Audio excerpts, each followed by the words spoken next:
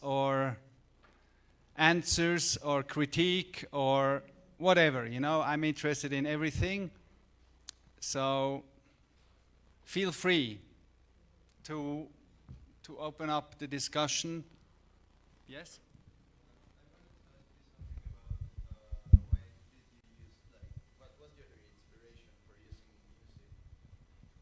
The inspiration for the music? Yeah, what were your reasons to use those songs? Why those songs? And how do you think it changes your film and your work? The song. There are three parts of music. There is the songs. There is this music that it's kind of a very modern jazz, but it's not jazz. And then there is sound design music. So there's different layers.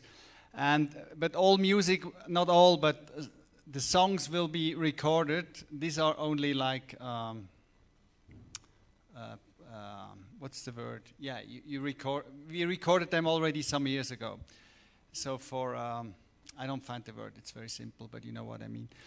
The songs is a list I worked on for some years ago, because I was looking for songs that were corresponding to what is happening on screen, and I did a similar concept in Days Done, but these songs are more personal. These songs are also very personal, but it's just, you try what songs work, and I like the songs having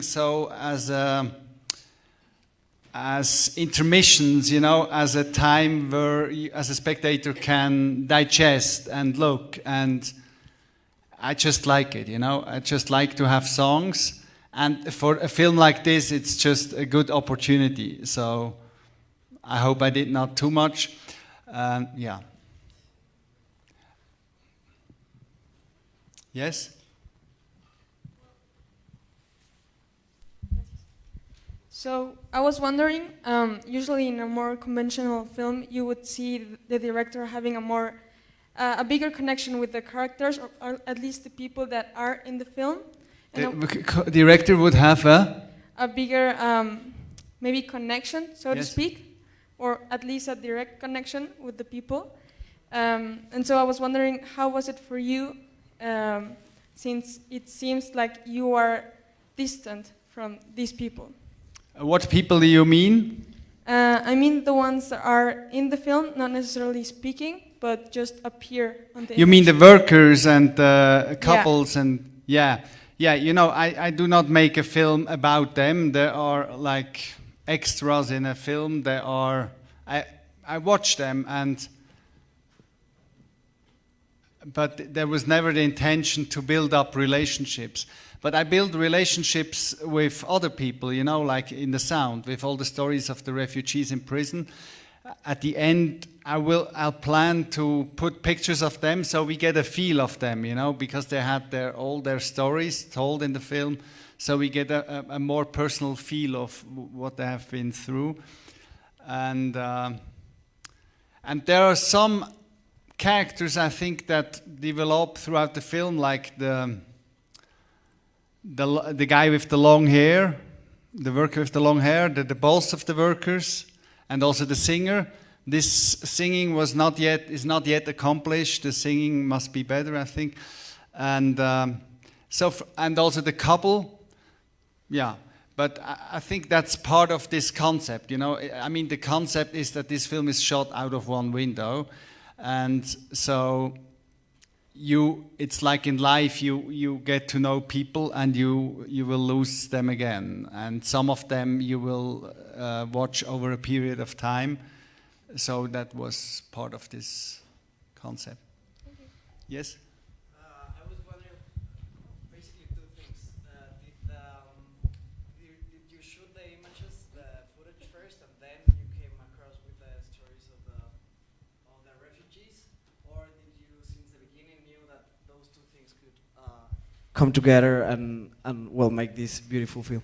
It was an organic process, because I started filming this 2013. I had a break of 2 years after Days Done. I said, that is done. I don't want to film out of my window again. I was fed up, and I said, I'm happy this story is told, And I'm happy I don't have to, because I always have this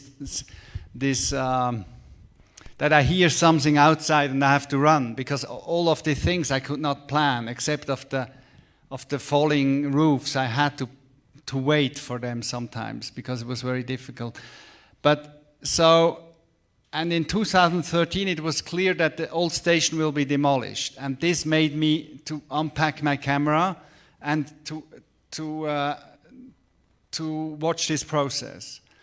And then because that was really touching me when these roofs fell, and then I still had hope that there will be no big prison and police station, because it was politically not so sure, but they started to demolish it as a part of the process, to move things up. And then, I started again, and the story with the refugees was while I was shooting, I discussed it with Lisa, and she was doing this job with seeing the prisoners, and so it was all a bit in parallel, And I still film now, but now I film very little. I wait now until the scaffold is down, and then I fire another firework.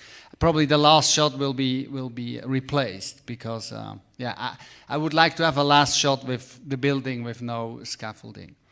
But the text I started to work on since 2 years, and it's a film I did it's similar than Days Done. I did not do it. I shot it always between other work, I never could really, as I told before. And so it's a project that I was doing beside my other work. But now I have to invest a bit, because I have seen it's a lot of sound work. All the sounds we did after. There is no single sound. I mean, I recorded some atmospheres, but all the Foley stuff we did, and all the voices we did, and there's still a lot to do, and it's like 3 films, to the sound work. Yes?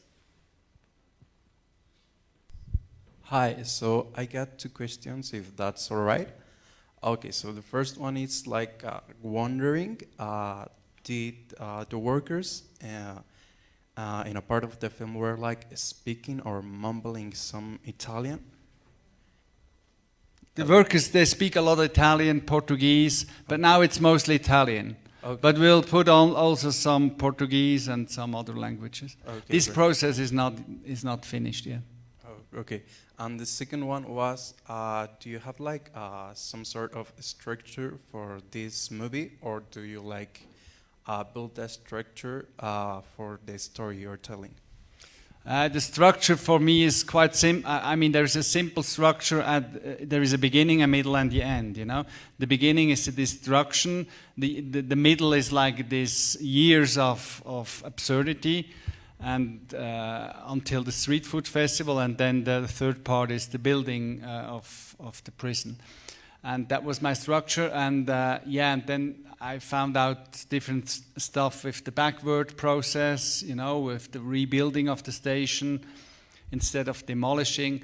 And but a lot of structure is done in editing, and it needs time. You cannot really do it like in another film where you have the drama of this film comes out of all the 1,000 details, and I have a lot other 1,000 details, and I had to get rid of them, and I still have to get rid of some. So it's always to find out what you can get rid of, and because there is a lot of good stuff you have to get rid of, and so it's a lot about trial and error and what works and how, and yeah.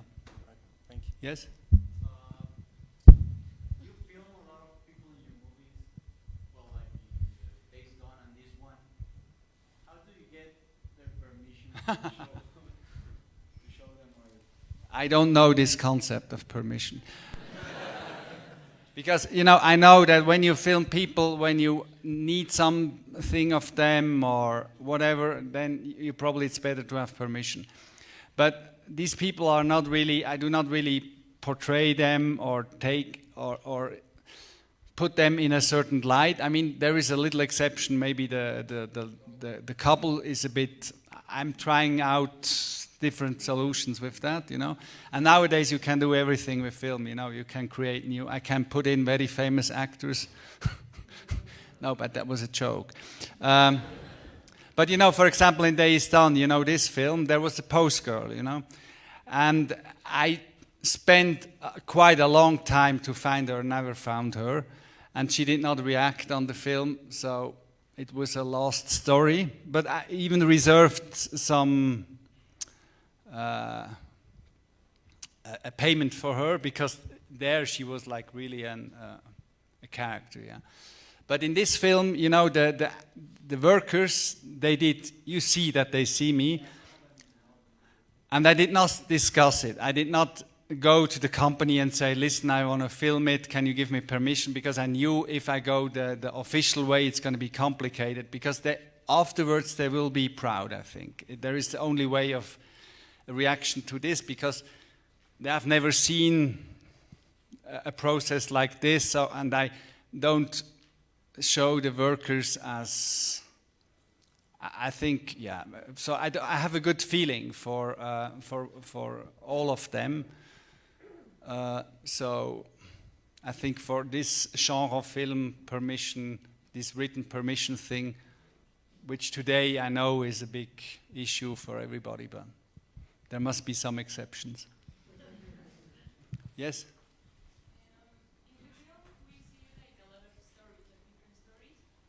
Sorry, I did not understand. We like see a lot of different stories and situations with the people that we see. But how do you find like these stories in like the worker with the long hair or the couple? How do you find like those situations? Like observing, or it's just a coincidence? No, it's not a coincidence, because I'm interested in certain people. I was interested in this, we say when we edit, we say the last Swiss worker, we say, with the long hair. And I was interested also in the boss, because he's like a good actor, you know. And I was interested in this mad guy who was singing all the time. So I was listening until they were arriving, you know, and they had a lot of changes. So I had my characters I was looking for, and I was chasing also the fox by waiting for the gods that the fox will come, because all these foxes I got like as a accident, you know. I did not wait for the foxes.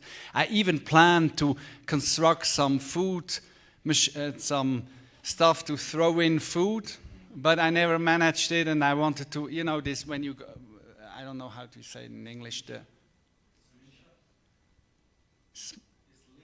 slingshot, yeah, with like the stones, you know. I wanted to do it with food to attract more animals, but that was where in the phase where there were years of nothing, and I have still more material of years of nothing, you know, of a lot of absurd little actions. So, and at the beginning, I was very much interested in the roofs, because this was for me like the most significant destruction, these roofs, because it was like, for me, it was my waves in front of my window, my sea, you know, and they destructed my sea. So I really waited for the roofs, but they did not tell me, because one day I asked them, somebody went and asked them, will there be another roof today? No, we will do the next roof tomorrow. And a minute later, wham! And I missed it. So it was a constant fight not to miss it, and I had to observe very closely how, because they do not destruct it one after the other. They destruct, and then they spend like almost a day of putting the wood here, putting the steel there, and then suddenly they start. And I had like little signs where I knew that they will tear this pillar, that it will fall, you know. And sometimes it did not fall, they had to tear another pillar. And yes? Thanks. First of all, congratulations. It's an amazing movie, and I think the photography is just mind-blowing. And I would like to ask Thank you very much. Welcome. I'd like to ask you about the editing, because it seems to be like there's thousands of hours of material, and I would like to know if you take care personally of the editing, or you ask someone else to help you out. No, I don't have thousands of hours, but I have a lot of hours, because it's all shot on 35. You know, it's all, so I cannot shoot as I have to think before I shoot, and I have to only shoot what I really, it helps me, because if I would shoot digital, it would be a big mess, or even a bigger mess. So, and it's also a question of budget, so now I don't, as more as I was editing, I stopped filming. I don't feel like filming anymore, because I know, where will I put it? Only one thing I know, the building with no scaffolding, maybe, yeah, this I need. And the editing I started doing very classically. I started, yeah, I have like a system of like a visual library also for this film. I printed out every shot and I put it in a book. So I have like 20 books, like photo books with the, and I also have, I put them in a classification, you know, workers walking, workers smoking, workers doing that. I have like 100 criterias where I put it. That was like the base of, to get an orientation within the material. So, and I like that because but it also, I did it a lot of times in other films as well. And then I started editing with David, this is a friend from London who I edited with him already for other films, so he was a big help. But I do also some editing alone because he's not in Switzerland. But for this film, he was my steady partner, yeah. Yes?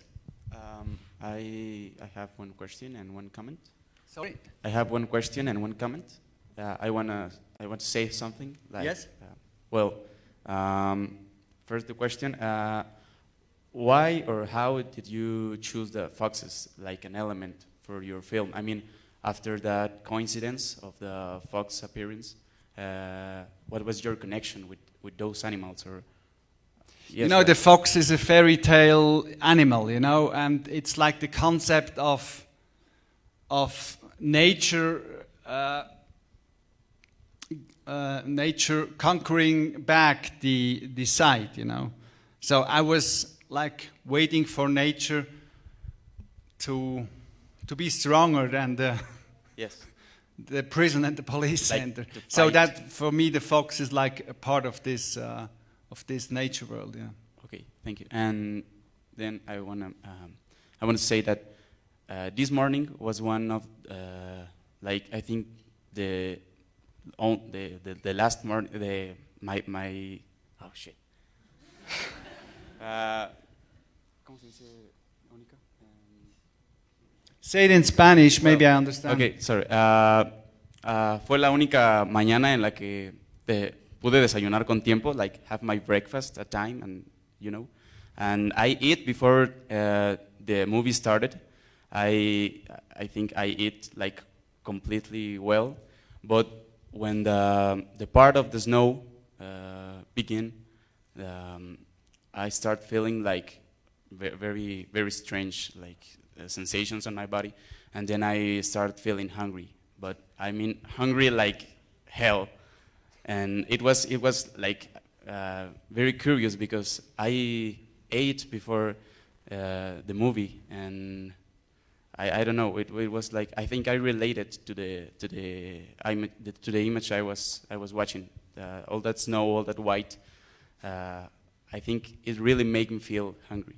So thank you for that. Thank you very much. It's a good observation. Yeah.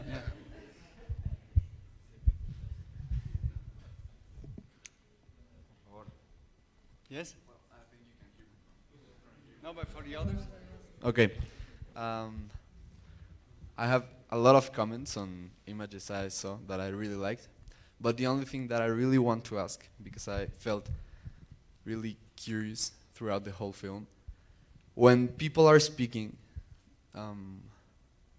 well, first of all, the sound design is amazing. It's great. And I want to know, did you know how you wanted it to sound? Because sometimes you have like sounds that are really relatable to the image, and sometimes, for example, the big metals sound like tinfoil or something really small, and wood is like a woodpecker or something. And did you have that concept in mind, or did it just work out when you were working with the, I guess you had a Foley artist, probably? And the other question is, when people are speaking, are you really interested in what they are saying and try to read their lips, or just like figure something out? And no, for the voices, let's start with the voices that are not finished. It's a lot of work, but I don't want the voices to be understood. I want the voices, you know, all the Tati films, you know. I wanted the voices to give an impression of what they are saying, but not literally, but like the mood of how they are talking and the sound of their language. So this is still a work in progress. And for the sound design, I'm working with Peter. I work with him since '91. So, and he's a very gifted sound designer. He also does Foleys. And so he was looking forward to this film because, and I mean, it was obvious that we will do a lot of non-sync sound and also a lot of sync sound, because my concept is sound always has to tell the stories I want to show. And in this film especially, because I'm, you know, I cannot be so close I want to sometimes, or I want to get a detail, so I get it with the sound, you know. The sound is like my additional focus, you know, to bring out the story we want to tell. So that, yeah. So there is never just like a sound to sound nice. It's more like, what is this scene? What is this shot about? How can we enforce it with sound? You know, and sometimes, therefore, the sound is quite sync, but it's most of the time it's not very natural. It's like a surreal, and yeah. And for example, but there is also some stuff that is quite conventional, like the path, you know, people walking. But it gives them a good feel. You get more body language of them, you know. And when, for example, the guys walking down the scaffold and tearing each other and kicking and there, I think we can still do a lot better sound. So it's a lot more action. It's a lot. The concept is to get out the best action out of these shots. Yeah. Thank you. Yes. Hi. Thank you for the movie. I feel like a 5-year-old watching the window with my grandmother. Sorry again, I didn't. Sorry, I felt like I was 5 years old watching the window with my grandmother. Oh, okay. Thank you. Thank you. First, how did you achieve the technique with the camera, the movement, and the other thing? Which lenses did you use?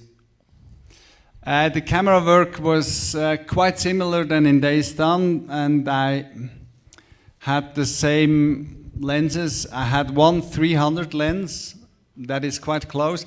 I even tried out a 600 lens, but the 600 was too close, and I put it away again because that was like too scientific, the 600. So I stayed with the 300 because it gives still a feel of watching. And then I had like my usual lenses, a 16, a 24, and a 50, and and the 100, and you know. So, but as I told before, the filming was very spontaneously. I did not say today I'm gonna film, you know, because my seventh sense told me something is happening over there, and And sometimes I was right, sometimes I was not. And then it was always like discovering something and then run, and there's always not enough time, because if you have enough footage, or if it's the right footage in the can. So, and I did not really prepare too professionally, you know, that the camera is always shooting ready, and because over a period of 6 years, you know, it's too tiring and too much work, you know. So except of the beginning with the roofs, as I told, this was a bit planned. And I also had another camera. I had two cameras. I had my normal camera that went from 3 images. You know, when people moving a little bit fast, this is always in 3 images, because I just can condense better time with 3. So it's all, this time-lapse thing is all done in camera. And then I have a lot of 40 images. This is slide slow-mo. And the roofs, for example, I have 150 images. And at the time, that was the classical 35mm camera that could do that. Nowadays, you could do it on digital. But in 2013, there was not a really good quality. So, and for that I needed some help to shoot with 2 cameras, you know, and also the fireworks I shot with 2 cameras. That was also, the fireworks was also on 150 frames with film. That was a bit prepared, you know. And when they will get down the scaffold this new year, I will buy some new rockets. And then I can fire them, because it would be a bit delicate to fire them not on New Year's Eve. You know, I would get some police in the house. Yes?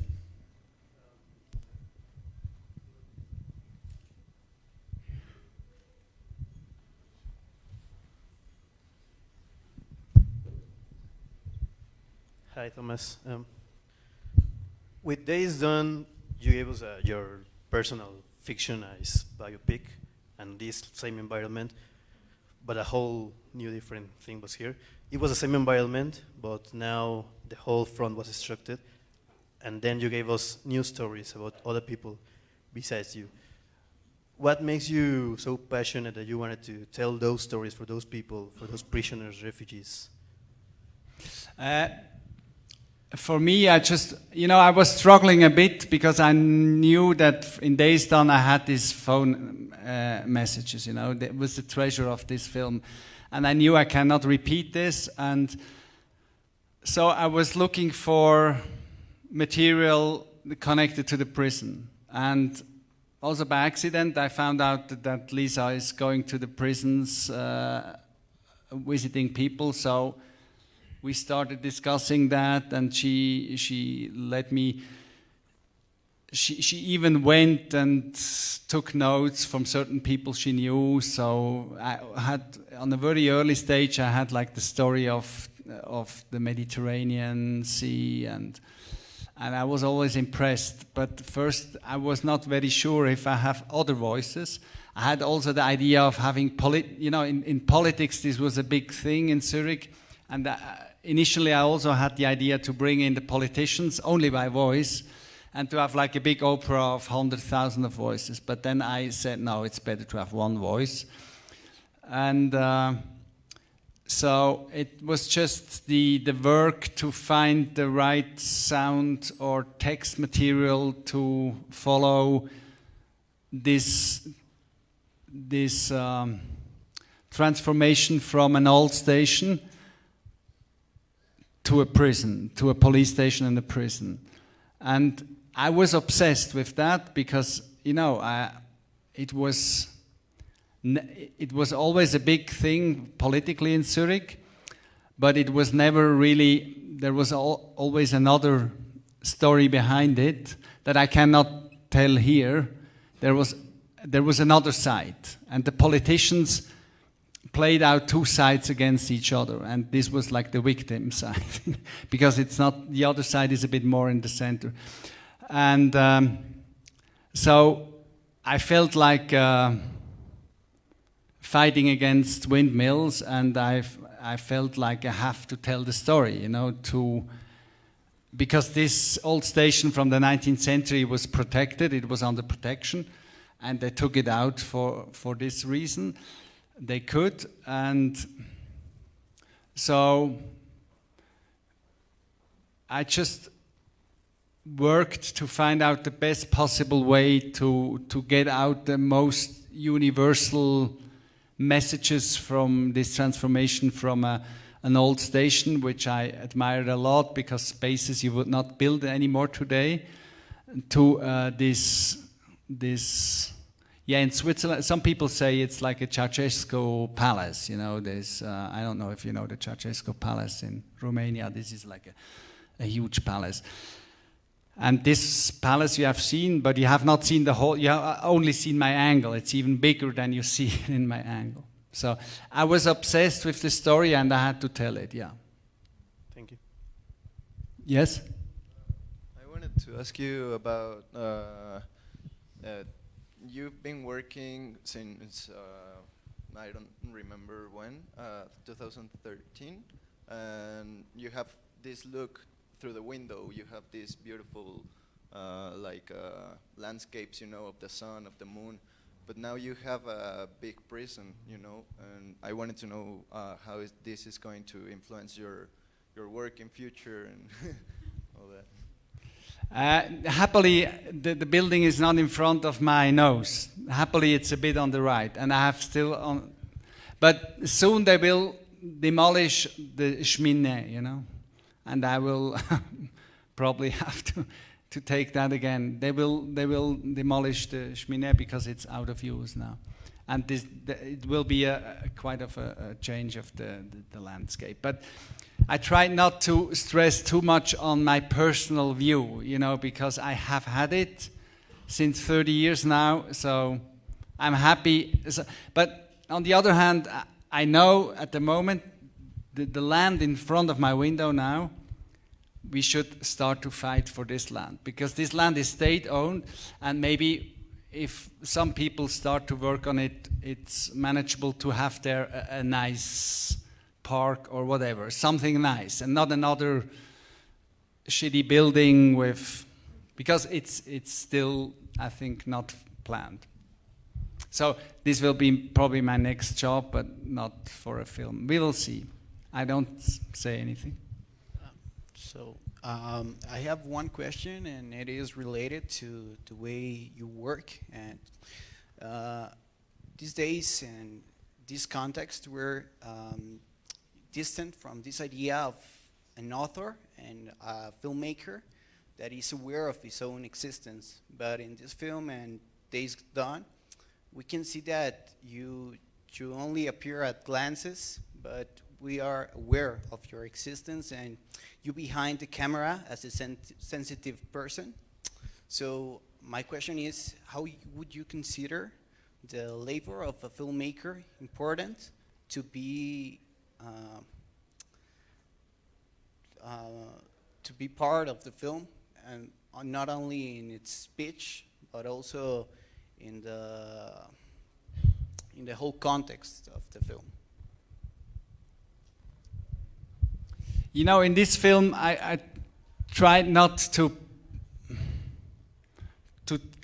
put my story in the center. You know, I tried really to do everything in the purpose for what I was telling before, for this transformation, for what is going on, what our world is producing in front of my window.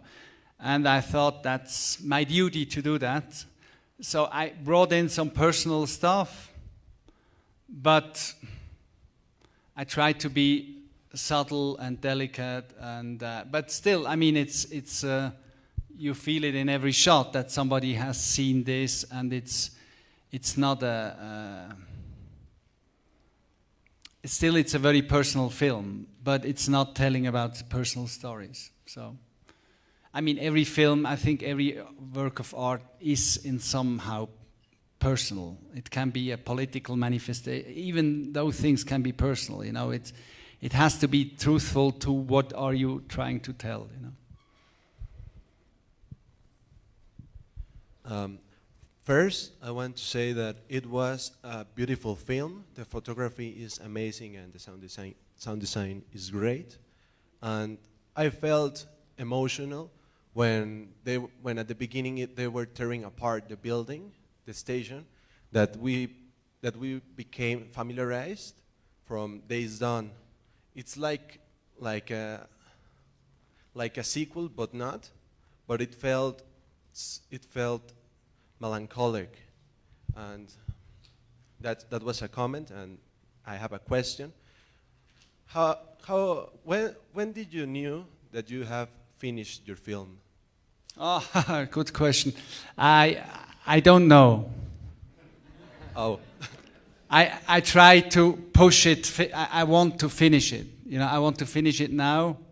So I could go on. Now, when I realized that I already have a lot too much of material, and the moment I started discovering in the editing process that the film is going to be long in any case, so I wanted to stop, because I cannot work on it for longer and not shoot. So I will stop now, with the exception of this New Year's Eve. And I will know there will still be some post, and it will. I don't know when I will show the film next year, where and when, but I will have to stop. Yeah, Julia? Yes. I have a general question about your way of working in terms of content and structure. I've read that you said at some point that you know very clearly when you want to make a movie about something, that it feels very clear that this is what you want to work on. Now, obviously, in this project or in this film, which is based on observation, I assume that structure comes with the material. And I'm curious about comparing this project with other processes of working in that context. Also, maybe the connection of structure, topic, and emotion. It's a lot of questions. Yes. One after the other. Can you repeat very simple the two questions? Like, what is your relation to the topic of a film, and how does the structure evolve in comparison with other projects? Like this film, I kind of got a grasp of it now when you're talking about it, but I imagine that every film is very different in that way. Yes, you know, these films like that, this is it's a bit of an own genre. It's quite mad to have one film out of one window. So I did 2 films now, but I try not to sell it as a genre that now everybody has to start shooting a film out of a window. Although I'm not the first and not the last, there is other films. So in this genre, the structure is a very different process than in a fiction film where you have a script but I cannot. There is no general answer, because every project. I think what my understanding or my I want to discover the structure for every project, the right structure. There is no. I'm always skeptical to put a structure on some material. There is not a structure you can apply. There is only a structure you can discover in a detail. And it's also with fiction films, it's even there you start earlier to think about the structure, but it's always there maybe it's more related to characters and to the actors and whatever. And so, sorry to disappoint you, there is no answer, because we would have to discuss it in every detail. You know, there is, as we do it here, but I cannot say that. I kind of assumed that, yes. That there is a strategy for other projects. And the other question? Just about the connection between emotion and structure also. Sorry? Emotion and structure, but I think it's too abstract maybe. You know, there's always the task to get out emotions of, especially here, because there is, the emotions are very subtle, you know, and you cannot push them. I mean, you can push them with sound a little bit, and then you can, and so this is the process of finding out how you, like he described it with the melancholic mood at the beginning. So, but this is like on every step to find out because the emotion starts already when I'm shooting it. I cannot shoot something without emotion or just shoot it because whatever, you know, it's always, I hunt something because I want it. It's not that I shoot it just to have it. I always know, I always have something in my mind I'm after. And sometimes I get it, sometimes not.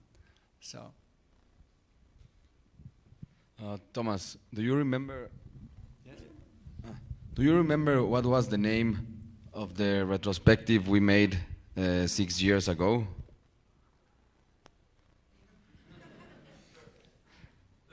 I ask this question because for me it's really symbolic and it's important to say it because at that time I put the name for the retrospective inside, outside the films of Thomas Imbach.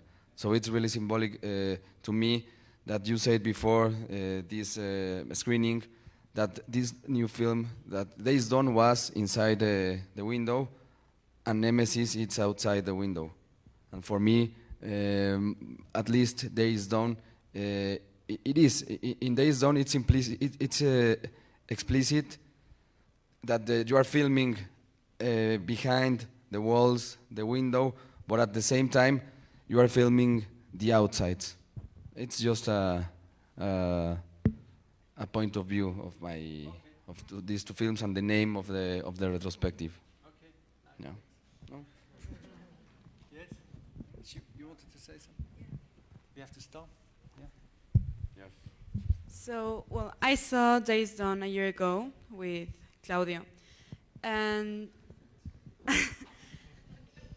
yeah, a lot of people are laughing because I really didn't like it because it was like very difficult for me to understand. And when I saw it, I just said to me, "What the hell is wrong with this guy?"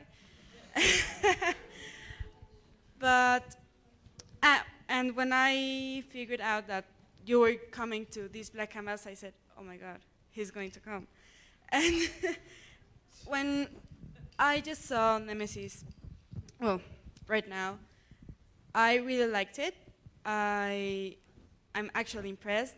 And I think I just want to tell you, thank you for giving me a second, well, to open my eyes and my mind so I can give Days Done a second chance, because it is very impressive, and congratulations.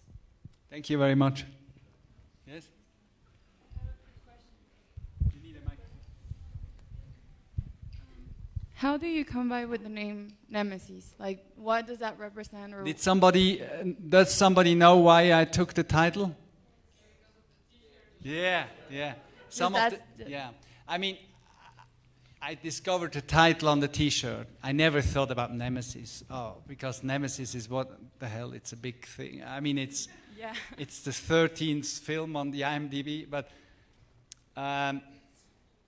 when I saw this T-shirt and I was discussing also with David, I said it's a very strong title for this film because there is a lot of it, of the prison, of the refugees, and I like to discover titles in a film, you know, I like that. I mean, when the title is not coming out of my... And I was struggling, it's what like Nemesis like the 4th title, but now I hope it's the last.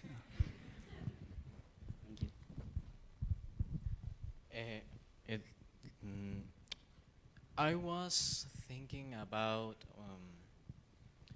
I want to say 2 things.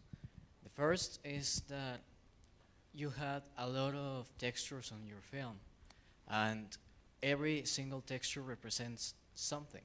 Like even the thunder that begins with the firework, and the sound blows a lot or represents some things, I guess. And when in the beginning or at the end of the film, I end with my mind trying to process every single thing that I was watching, because normally I see things and my mind blow all the things, and I need time to process that. And I think it took me a lot of time to process that I was thinking to try to say.